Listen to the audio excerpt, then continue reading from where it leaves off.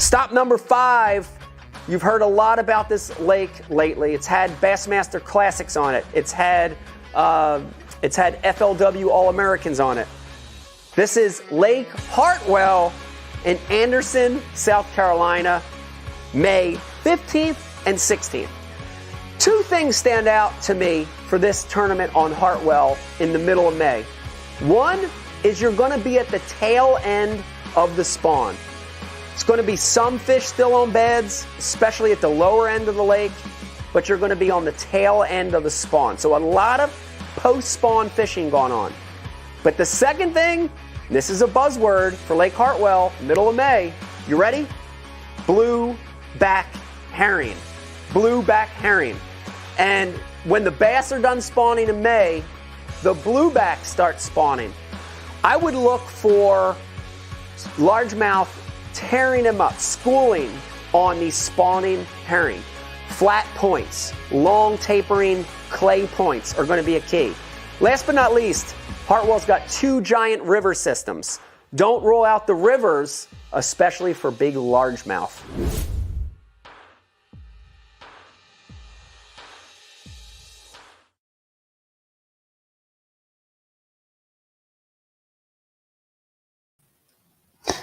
Hey everybody, AJ McWhorter here, your tournament director with the Hobie Bass Open Series anchored by Power Pole, and we are here to talk about Lake Hartwell. And you guys just got to hear Mike Iaconelli give you your preview of this lake, but here in just a little bit, we've got 2 local kayak anglers to Lake Hartwell that have had plenty of wins and plenty of big catches on that lake and in similar area lakes over the years. We're going to bring those guys in here in just a little bit. Really excited to hear what they have to say about this event and this location. But before we do that, we're going to cover some housekeeping items. So first and foremost, guys, registration's up and at it right now for both Lake Hartwell and Lake Sam Rayburn. And we've got 88 so far for Hartwell, which is awesome. And, we'll close registration next Wednesday at 11:59. That's it. No matter what, at 11:59, that's our field for the event. So if you know anybody that's going, you already got houses booked together, anything like that, go ahead and get them to sign up. And we're going to do, a push for that. We're going to have a giveaway for registration. We're going to announce that a little bit later into the show. But also Sam Rayburn, everybody in that Oklahoma, Arkansas, Texas region. This is a chance for us to fish literally one of the best fisheries in the entire country. Year after year, it's going to be an awesome event, potential for personal best, big limits. We can't wait to see how Texas shows out for that event and that surrounding folks on Lake Sam Rayburn. We are going to be getting up the Lake Champlain event page here in just a couple days, hopefully. If not by middle of next week. We're just waiting on some things through the New York, their department that we have to go through and all the permit stuff. So we just want to make sure everything's good before we announce those things to you guys. But definitely, if you have any questions, feel free to shoot me. I appreciate you guys reaching out to me on all that stuff. If you've got something, I'm always available to help you guys.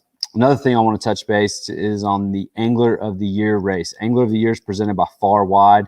That's the outdoor access app. If you have not checked out Far Wide, you are missing out. It's a free app that pretty much shows you, legal roads, legal launches, all these public areas on fisheries and waterways, and those places. It is an awesome app, and they are supporting our Angler of the Year right now. And after Russ's big finish last week, our last tournament on Lake Dardanelle, he jumped up into the top spot. But, if you guys aren't familiar with how our events work, it's our best 3 of the year. A lot of our anglers fish 3 or more than 3, and so they have the ability to call out a lesser score. But we take your best 3. And right now, things are still pretty much wide open, and they're going to kind of remain that way until our Tournament of Champions event on Lake Eufaula at the end of the season. That's a 3-day event this year. It's really going to challenge our 50 anglers that have qualified and are going to go fish for that amazing trophy and title in our sport. But that event really played out and showed out our Angler of the Year race last year when the guys that were leading it and by, Jody and Russ were just so far ahead of everybody. They just didn't have a great tournament that weekend, and they fell in the standings, and it allowed other people that were very consistent throughout the year that had a good TOC maybe jump them up. And so that's what it's all about, putting yourself in the best position through the season to make a run at this thing at that final event. That's a big reason why that event is kind of weighted and scored the way that it is because I want our Angler of the Year to actually have to beat everybody else that they're fishing against at that event. A lot of times through our series, you're allowed to, maybe you didn't have to fish against Russ at a certain event, or, Brian Howe wasn't at the event that you did really well at. So the thing about the Tournament of Champions is everybody's there together and fishing on the same fishery. And I think it's an amazing way to crown our champion, our Angler of the Year. And if you're not familiar with that prize package, that's a $5,000 check and a Hobie Pro Angler 360, the 14 model. It's going to be rigged out with power pole, Lowrance, marine mat, Railblazer accessories. It's going to be ready to go. It's an awesome, awesome prize. And you qualify for the Hobie Fishing Worlds. Second and third place Angler of the Year also qualify for the Hobie Fishing Worlds and have a prize pack, and $3,000 to second, $2,000 to third. So it's anybody's game. Last year, Drew Gregory is our reigning Angler of the Year, and he hadn't even started fishing with us at this point last year. His first event was, I believe it was the Susquehanna River Tournament up there, and he had a good showing and did, won Dardanelle the next month, and then a really strong finish on the Coosa River to end the season. And he just came out of nowhere at the end of the year. And the way our schedule sets up, somebody could definitely do that this year as well. So make sure you read up on the Angler of the Year race on our BOS handbook. You can find that on hobiebos.com. And it's got all the information for not just Angler of the Year, but also just the entire season, payouts, rules, all that stuff. Check out hobiebos.com to get all that info. The other thing we want to touch base on before we bring in our guests is, this event. So the way it's going to work out, if you've never fished with us, is, registration is going to close on Wednesday at 11:59 p.m. And pretty much Thursday, hopefully in the morning, if not sometime middle of the day, you're going to get a need to know email from me via your Tourney X email. And that's going to tell you all the details for Friday and some of Saturday. But we're going to go over those details for Saturday and Sunday in our meetings that we'll have throughout the weekend. All of our meetings are going to be broadcast over Facebook, and you'll be able to get all of that information. But we'll have our check-in on Friday. Now, I know there's a lot of people that have issues on Friday check-in, and what we do, and it's pretty much been our consistent for many, many years now, is that as long as you can bring, or somebody can proxy for you, like have them bring your board and they pick up your IDs. If you just can't make it to our 4 to 6 check-in for whatever family or work emergency that came up, as long as you can get your board to somebody and they will get your ID back to you before Saturday morning, we will allow that and accommodate that as needed. So we'll have all the details for that in the need to know, and you'll get that Thursday after we know what our entire field is. And if you have any questions between now and then, you can just reach out to me. So that's enough for me, just throwing stuff at you. We've got a couple great guests. Looking forward to meeting them right after this break.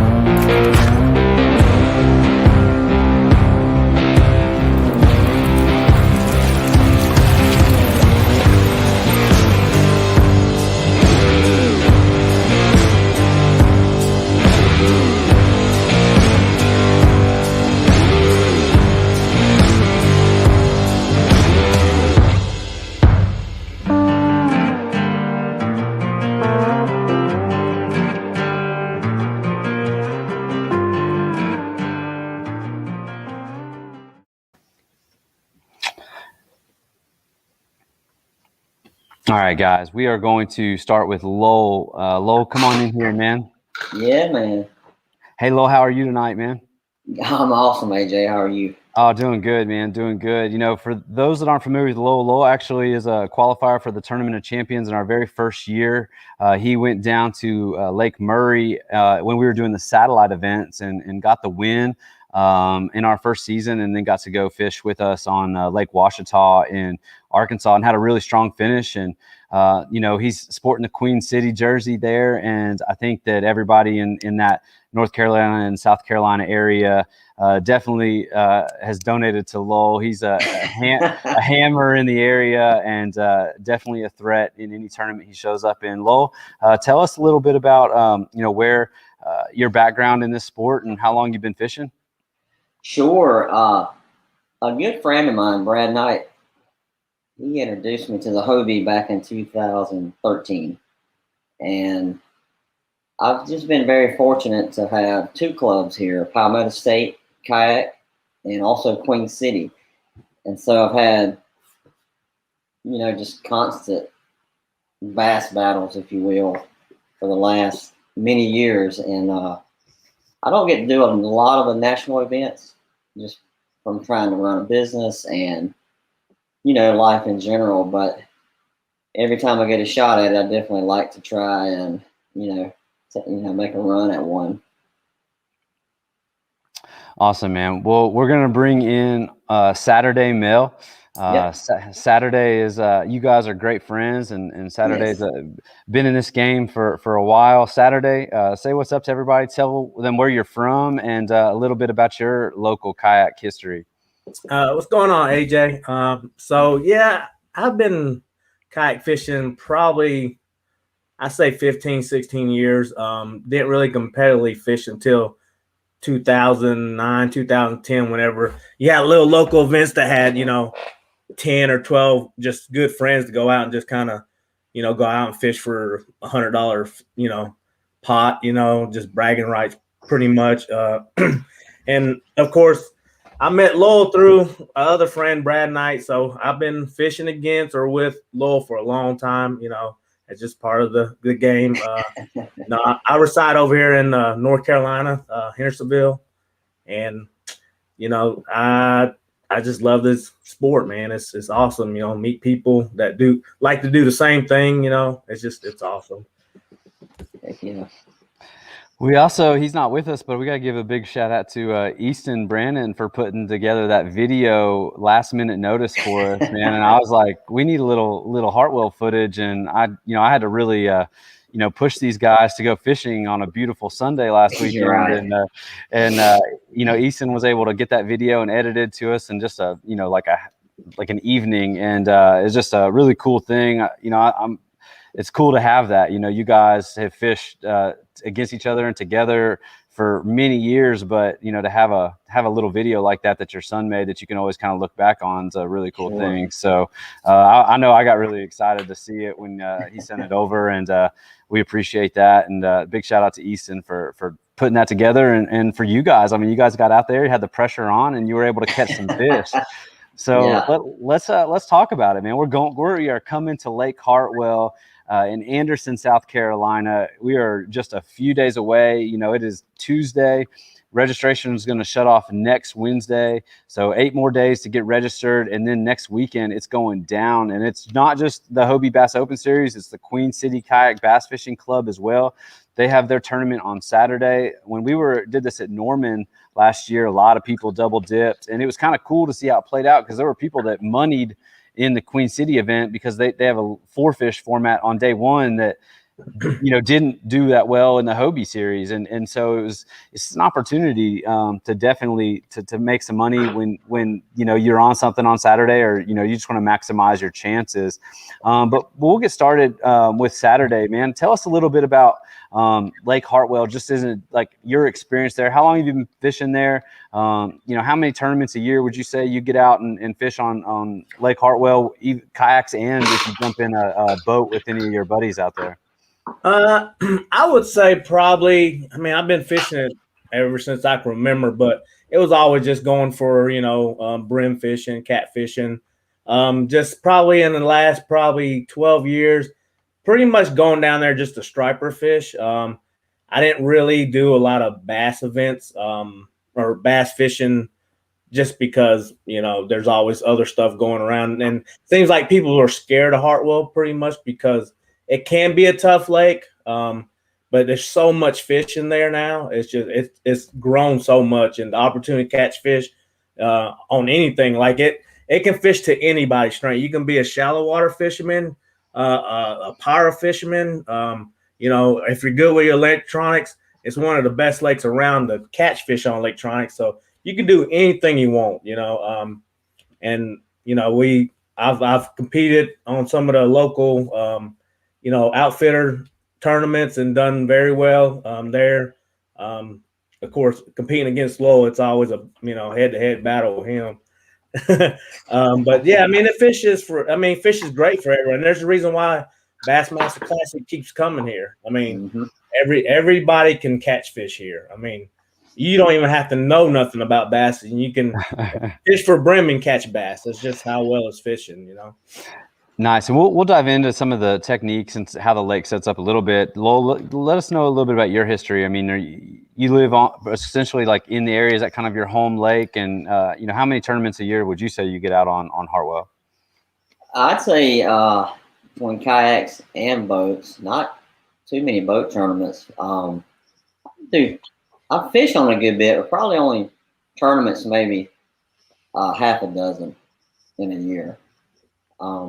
Sometimes a little bit more, but I live like 30 minutes from Hartwell Lake, so I can get out to it pretty quick. Nice. That's, you guys touched on it. Every championship for every series of high level fishing always comes to Hartwell. A lot of times, your high school, your college, those events, they are just big events on Hartwell every weekend. And in 2 weekends, we are that big event. Anderson, South Carolina, their tourism, they were jacked up to get their first kayak series, and they're really excited to have us and for us to show their community what this high level kayak fishing is and what our anglers are all about, and to see what we can do on this lake. So let's dive into it a little bit. A lot of people consider Hartwell, they talk about it for the spots. Then you hear some largemouth stuff. I know we kind of watched them hit some largemouth when they were there for the Classic, a few years ago. And what would you say, like when you going out to this lake, especially this time of year, mid-May, what are you primarily targeting? And, when it comes to spots or largemouth, or are you just able to catch them both based on, fish really being up this time of year? We'll start with Lowell on this one. Yeah, so I have a tendency to follow the schools for some reason. And, I think Hartwell is an opportunist lake. So you may have a school of spotted bass come up. But like last year, I won't name many names, but there was a guy catching some spotted bass. And 100 yards up ahead of him was a big school of largemouth schooling, just 100 yards ahead. So I was able to go up there and actually win that tournament on largemouth. So, but to me, largemouth seemed to cruise the banks more, in ones and twos, maybe like a wolf pack, where the spotted bass are, offshore a little bit more. But I think you could catch either. You just got to be ready all the time. You got to be ready for whatever Hartwell hands you. You got to be ready to capitalize on it right then. Well, same question to you, Saturday. How do you look at Hartwell as opposed to like these two species that, can sometimes do really different things, and sometimes they're doing the same type of things? And then what do you notice about the size different? Do you feel like the size of the spots can really be competitive in a length tournament with the largemouth?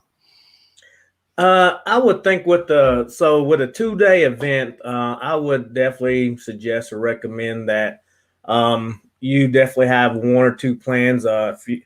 For me, I would probably go towards the spots because they're definitely easier to catch. there's plenty of them.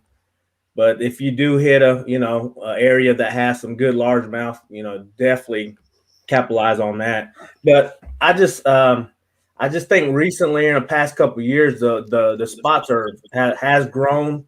They're getting really big. There's not a lot of 12, 14 inches. I mean, these guys are coming in here and winning, with just spots with 16, 17 pounds, just spots. I mean, that's pretty strong. And it's not the pre-spawn time of year anymore. Where the largemouths are pulling and everybody's catching the 5-6 pound, largemouth for a big kicker bag. So, it'd be good to kind of, try to find some limits, find a good limit every day, and then, follow up with an area with, a big largemouth or two, and definitely. Well, I'm going to ask you about that.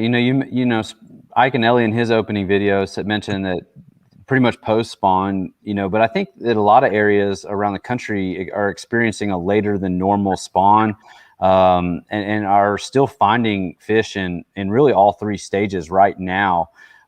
We just watched the elite event on Lake Fork a few weeks ago, and they were definitely doing, all three stages. It was kind of wild that far south and in Texas. What are you guys, seeing so far? I mean, what is, where are we at in this whole thing? It's been kind of a weird year where it was like warm and then it kind of like got cold again, and it just hasn't it's been warming up, but we're still having some cool nights. So, where are we at, and where do you think we'll be at next week, Saturday, as far as the spawn goes?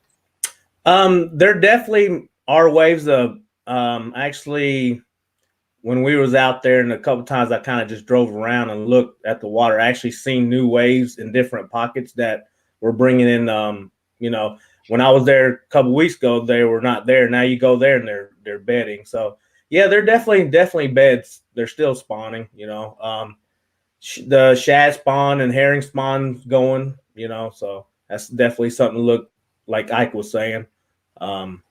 It's just going to be fun. It's going to be where you can pretty much do anything. Like, you can fish whatever you like. And I think that's why people should come. If whatever you like is going on. You like the bed fish, I mean, come fish bed fish, you like beating docks, big docks, the big bass are under the docks, just like, any other lake. So yeah, it's gonna be cool, man. I think that's the good opportunity that people have right now is to fish whatever they want to do. I mean, top water should be good too, Mm-hmm. Yeah. What would you say, Lowell? I mean, are you seeing kind of the same thing and expect the same thing next week? I mean, you think that, spawn and post spawn is definitely still gonna be your primary patterns coming into this thing, or do you think there's still some fish that haven't come up yet? I will not be looking for bed fish. I'm going to be chasing the herring spawn and the shad, and that's just my deal. But like Saturday said, they are some definitely still on the beds, but the shad are. I'm not really sure if the shad spawn is just really getting started or if it's starting to tail off. But each day is so different. Friday, you may find the shad up on the points and just the fish are demolishing them, but then the following day they're just gone. So you sort of just, like Saturday mentioned, bail from that plan and maybe go back in the pockets a little bit, find that big largemouth or fish a few docks, or you can pull off of those points and do a Saturday favorite and drop shot them. Well, you guys are talking about points and docks, and I know there's guys coming from all over the country, and they're looking at these maps of this lake, and it's enormous. I mean, it is a big, it is a big, and so tell us a little bit about that. I mean, how do you break down this lake? How do you not get intimidated by the size of this fishery? If you were going to give advice to somebody that's just come in and never seen anything like it before. Yeah, I felt that way at Lake of Wichita. Totally blew away, and it took me about 5 days to try to figure something out. Not everybody has that time nor they have that time here. I would come here and I'd pick me out 2 or 3 ramps, and I would totally just dismiss the places I just didn't feel right, and I would fish my strengths. And you can't take this whole lake in and try to do nothing with it. You're going to have to just take a section of it and try to the fish are going to be in that section somewhere. Just figure out your strengths and run with it. But if you start bouncing all over the lake, I think you're going to get blew away. What about you, Saturday? How do you look at tackling a lake like Hartwell, just the size and enormity, and just so you don't get mentally intimidated before you get there? Yeah, I would second on Lowell's. What he said is just kind of pick. You definitely have to pick your strength, because you can go, far as you want in the river, or you can go as far as towards the dam, and you can fish deep water, you can fish shallow water. So you have to pick an area that you like to fish, because it is big water. It's very big water. Weather can affect a lot of things. So for me, I feel very comfortable in open water. I just a lot of tournaments I fished, I either won it in it, or in the top tier of the event by fishing open water. A lot of guys go in the river and stuff. I like that, but I like to be kind of by myself, I guess, just doing nothing. When you see me out there, be like, what's he doing? He's just dragging a bait out there, in 50 foot of water. But I'm comfortable doing that. So definitely break, what part of lakes you like to fish. So, when you look at your Navionics or topo map, you like fishing points, you go to a ramp that has the most points. You start off with there and then kind of break it down from there. You know what I mean? Just that's what I would do, is when I see an area and I'm like, and then, you can say, okay, I'm catching them off points or a pocket full of docks. Then you go to a ramp that's close to a bunch of docks and fish the docks. You know what I mean? So that's pretty much how I would do it. How I break out any lake. Okay.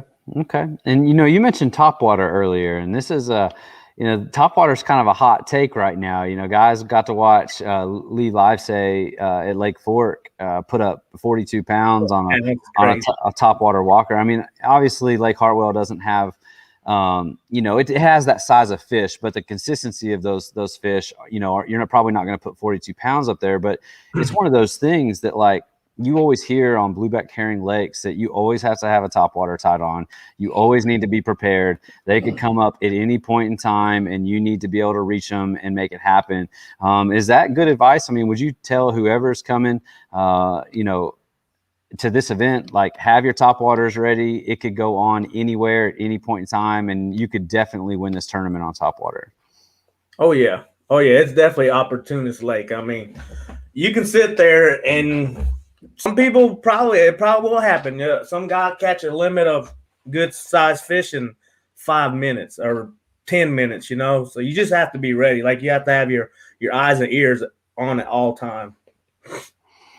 What about you, Lowell? If I remember correctly, I feel like topwater played for you on Murray a few years ago.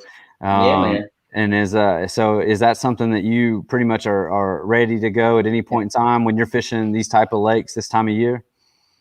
Yeah, these lakes are odd. You can catch fish at daylight, at 10, 12, 2, 3. No matter what the conditions, you can camera them on topwater.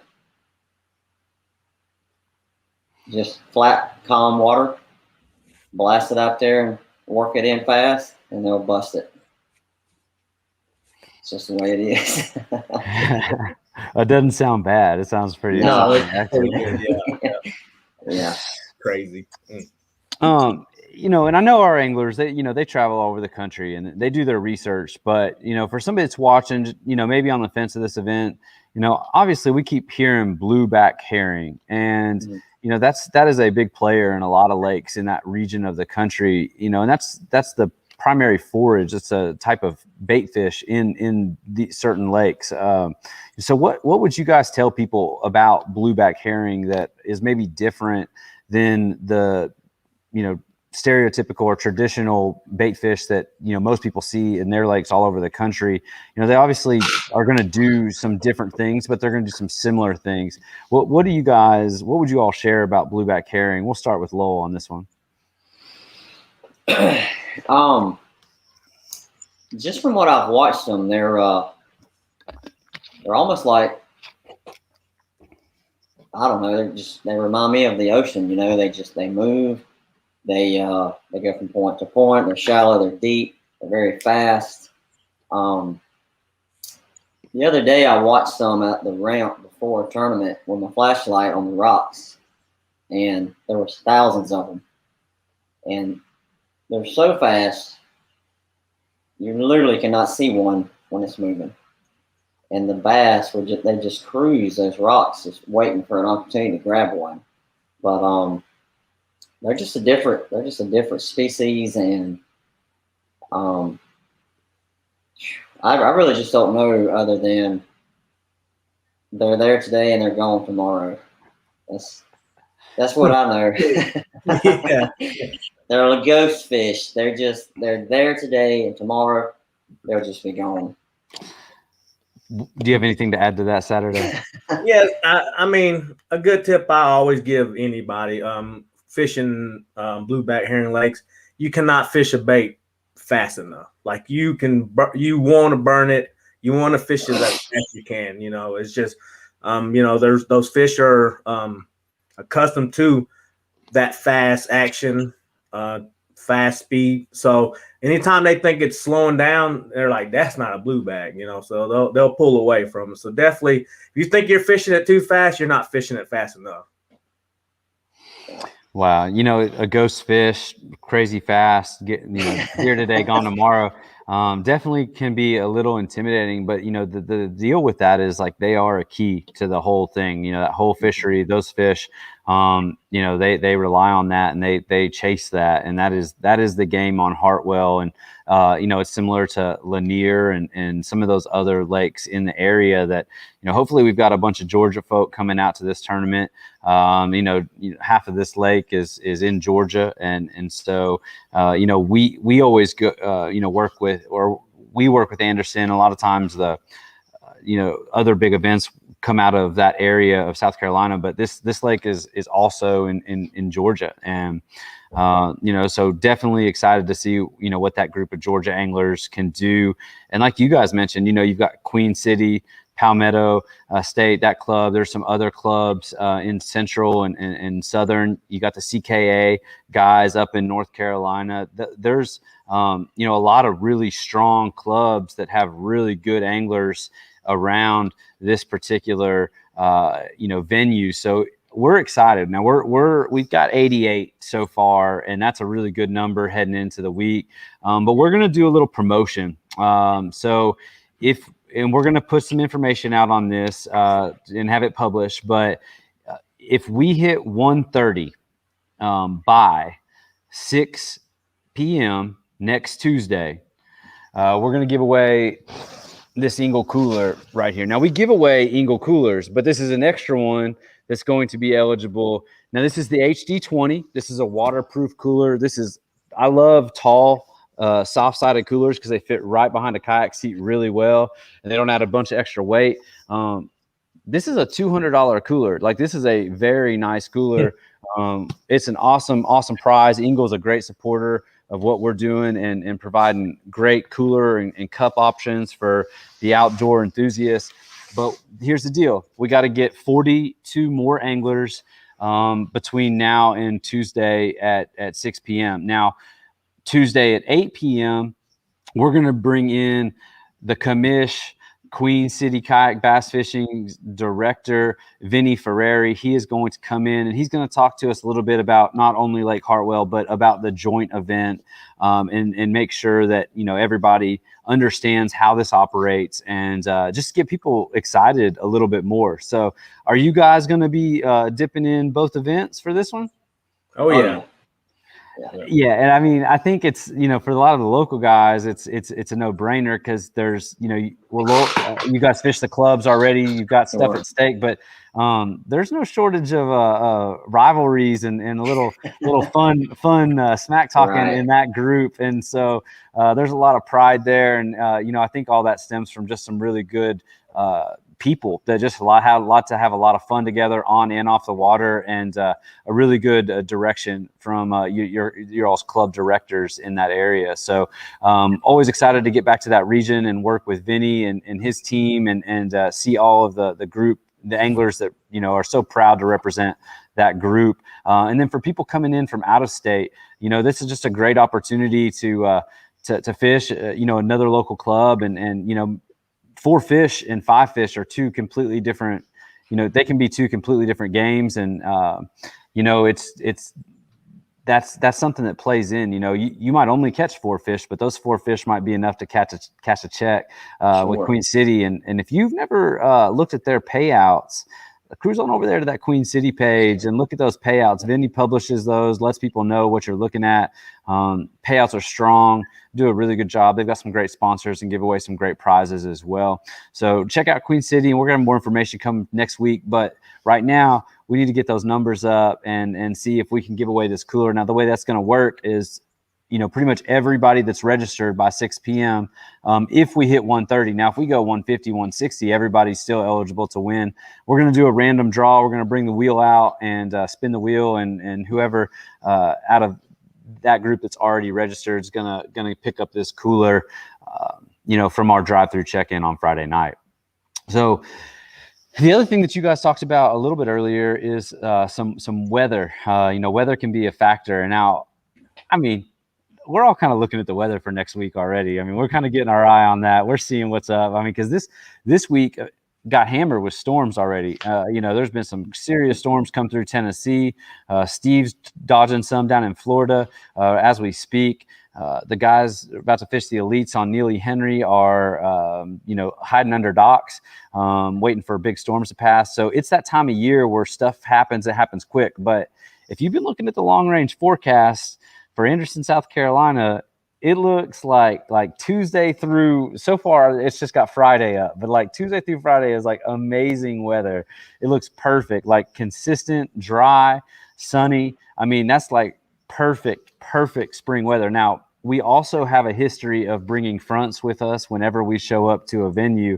But hopefully we're past that in this time of year. But man, when you look at the forecast this time of year, it's hard not to be excited about what you see going into this event. But there are some, if something pops up or whatever this time of year, luckily you're on a lake that's got a bunch of docks all over the place, and you can always seek shelter pretty quick. What would you guys, say? I mean, I know you mentioned the docks. How much do you think the docks are going to play into this event this time of year? Is that a year-round thing that people chase, or is that just something that like March through mid to late May, it really happens, and then those fish kind of move out a little bit? I would think it's going to be in play. The water's very high. Hartwell is full. So, the shallow water fishing is going to be pretty good. I would say, I don't know, Lowell, what do you think? I think I think you're going to have some fry garters that's going to pay out some big largemouths. I think if you pull up to some docks and you see those fry and you run by them and leave them, you're probably being foolish. If it is warm all week, I think you'll have a lot of fish getting some shade under there. So I think docks definitely be something to look at. So pretty much you can just show up to this event with the top water and something to fish docks, and you're probably gonna that could be a winning pattern. Sure. Oh yeah, I think so. Yep. Maybe anybody can catch them. I mean, it's producing right now. It's just anybody can catch them. That's what's so fun. Like, I'm so excited about this event, just because I'm like, you see where I can, compete with this, what people are doing, just so many opportunities, and I think it's just who's gonna make the best decision. I think just. Well, that's definitely the key. These 2-day tournaments. I feel really fortunate that Hobie offers a 2-day tournament. For competitors in kayak fishing, because it's really a different game. You still got to catch them both days, but your mental coming into the game, how you prepare, and how much you have to overcome is definitely different than a 1-day tournament. I'll never take anything away from a winner of a single-day tournament, because that's just as hard to do, because people can absolutely stick them on a day, and you can't compete with that sometimes. But to be able to do it 2 days in a row, especially in the volume of anglers that fish these events and the quality of anglers that fish these events, is definitely a challenge, and a challenge that's worthy of a good reward. And we're looking forward to paying out a big checks in this event. I think we're going to have some really strong numbers, and as the numbers go up, the checks go up. But what doesn't go up is the qualifications for the Tournament of Champions. So 3 anglers from this event are going to qualify for the Tournament of Champions on Lake Eufaula in Eufaula, Alabama. What would that mean, Lowell, to get an opportunity to go back to the Tournament of Champions? It would mean a great deal, especially not being able to follow the trail and just get the points that I sort of wish I had had a chance to do. It would mean a lot to me to get the top 3 and know that I had that to look forward to and study. And Eufaula is not all that far away, so I'd be able to, get a little bit more practice in that as well. So I would be ecstatic to get that top 3 finished. Yeah, I would definitely be happy. Yep. I mean, I definitely I started off pretty good with my career change and stuff. I got to fish Seminole, had a decent showing there, and went to Knoxville and got my face smacked in. Whew, that was rough. I almost quit bass fishing. No, I'm just kidding. But yeah, no, it's cool to bring it back here, locally, and got to get to enjoy it and kind of, come home and sleep and stuff, and not really have to worry about, the time frame and stuff, I guess, So it's cool. I'd definitely be excited if I can get a top 3 and, make my way down to Eufaula. That'd be cool. Mm-hmm.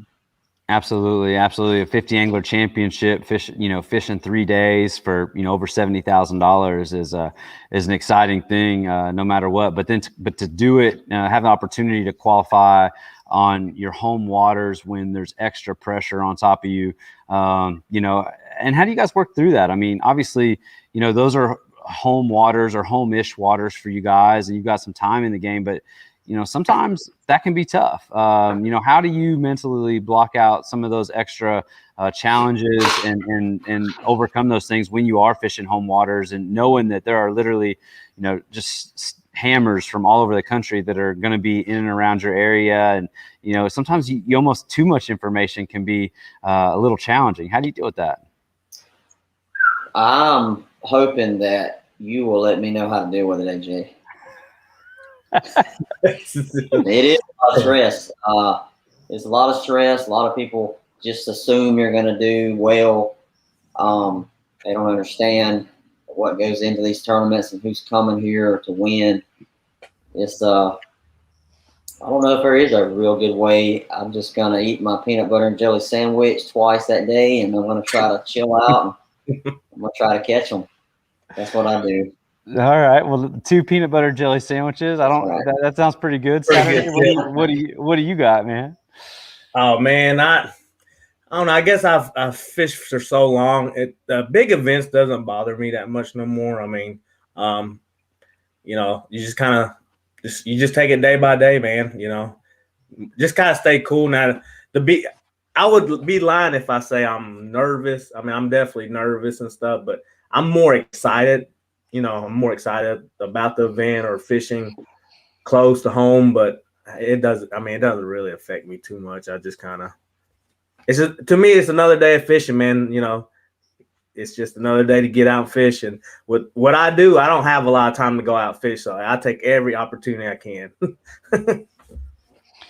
No doubt. Well, sometimes those nerves might not have set in right now, but if you're sitting in that top 3 spot on day one, you might be feeling some nerves going into that. But well, all right, guys. I'm gonna give you both a chance to say anything you want. Maybe a last pitch on Hartwell, or a plug for anybody that helps you guys do what you do. Family, sponsors, any of that. And then when you guys wrap up that, we're gonna take your best guesses for what it's going to take.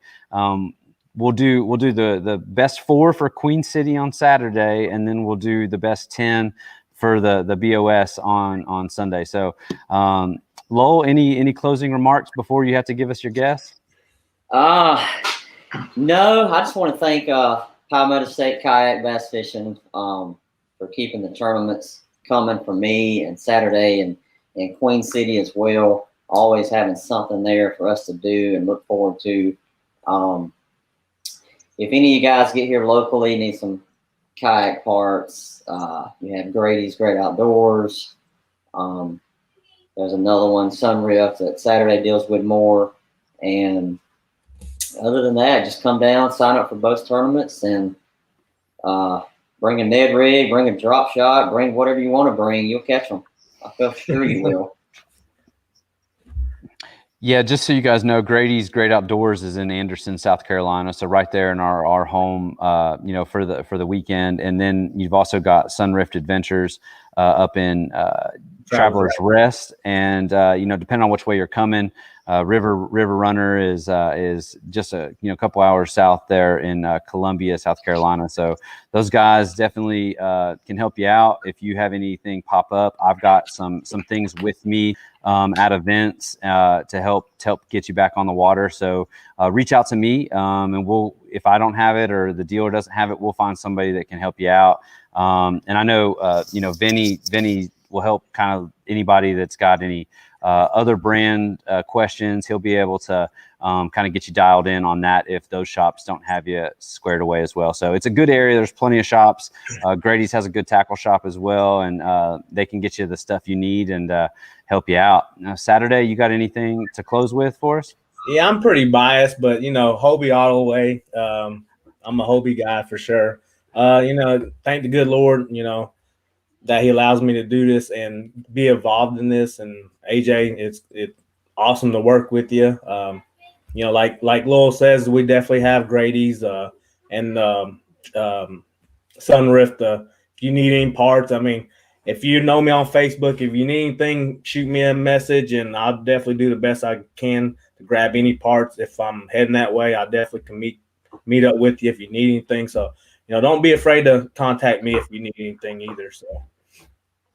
Awesome. Always appreciate you guys helping people out, not just for this event, but just in general.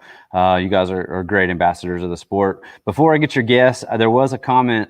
There's somebody that's, I don't remember his name, but there was somebody that's asking about those baits hanging from that check behind you. Mr. Yarborough, he wants to know what those baits are hanging behind you are.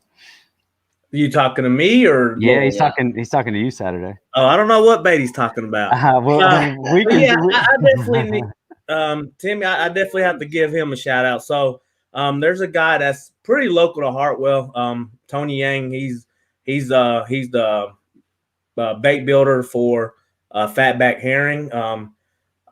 So pretty much they're blueback herring style baits. And I'm not really sure what the cost of them anymore. He only makes batches of them, and if you're lucky enough, you can get one or two whenever he makes them. But they're definitely great baits. They swim like a herring, a blueback herring. So I'll have them. I'll definitely have them come Saturday and Sunday. So, but yeah, it's so you can go on Facebook and it's fatback herring. Yeah, there's people screenshotting and zooming in on your face there, trying to see those hanging on your check back there. So yeah, so that's what they are. Just the big eye, bluebacks has the big eyes on them, just different colors. You get hooks in me. So yeah, that's pretty much it. I hope they can see it, but yep. All The right. fat herring, man. Well, there it is. Y'all got the juice right there from Saturday. All right, guys. Well, we'll let Lowell go. So, Lowell, what do you think it's going to take to win the Queen City Day event on Saturday? 4 fish. Yeah, 4 fish. I feel like if you can get to that 70-inch mark, you're going to be right in the money to win. Okay. So 70. What do you think the 2-day 10 fish total for the Hobie Bass Open Series is going to be? Last year, me and Christine Fisher had a slugfest here, and I had high 80s and she had low 90s. So I feel like that 2 days in a row is going to win it. So you're gonna have to throw a number out though. So I'm sorry. Let me look. Let me get my calculator out. You thinking 180? You thinking like 178? I think 170. I think 178 is going to be. It's going to be in the money. Okay, I'd say 170. I think you'll catch a lot of fish, but this ain't no 200-inch lake. 178. I think it's going to get you in that top 3, maybe even win it. Okay. What about you, Saturday? 4 fish on Saturday for the Queen City Kayak Bass Fishing. What are you thinking? I would say 73 inches, 4 fish limit, and man, I'm gonna put on a whim, and I'm gonna say 184, 184. I'll do 184 for a 2-day 5 fish. Yep. Okay, that's good. That's a good limit, man. Anywhere in the country. So, and before we run out of here, we're gonna do an over under. So, they kept me busy at Dardanelle. I think I judged just under 1,200 fish. I think we're gonna have more. I think we're gonna have more anglers, and I think we're gonna have more fish caught. So, I'm gonna put it at total fish for the weekend over under 1,600. You taking the over or the under? I'm saying over. Oh, I'm saying over. Over. God, I'm gonna have to hire another judge, man. Y'all gonna have a busy weekend, AJ. Y'all are gonna keep me busy. Yeah. All right, guys. Well, hey, I can't thank you guys enough for spending your night with us and sharing some Hartwell secrets and getting people excited about this event. I want to remind everybody that we've got our cooler giveaway. We're at 88 anglers right now. If we hit 130 by Tuesday at 6 p.m., whoever's registered at that moment is going to get this Engle Cooler. It's a $200 value. This thing is awesome. This is exactly what you need in your kayak. Can take it anywhere. That's an awesome cooler. So, guys, thank you all again. Steve Fields down in Florida behind the scenes running this show for us. Appreciate you, Steve. And we'll have Vinny, the commish, on here next week to go over the details of both events and just get people more excited for this next event. Thank you guys so much. Anybody have any questions, go over to hobiebos.com and it's all there. Get registered and we'll see you on Lake Hartwell. Thanks again, guys. See you, bud. See you, man.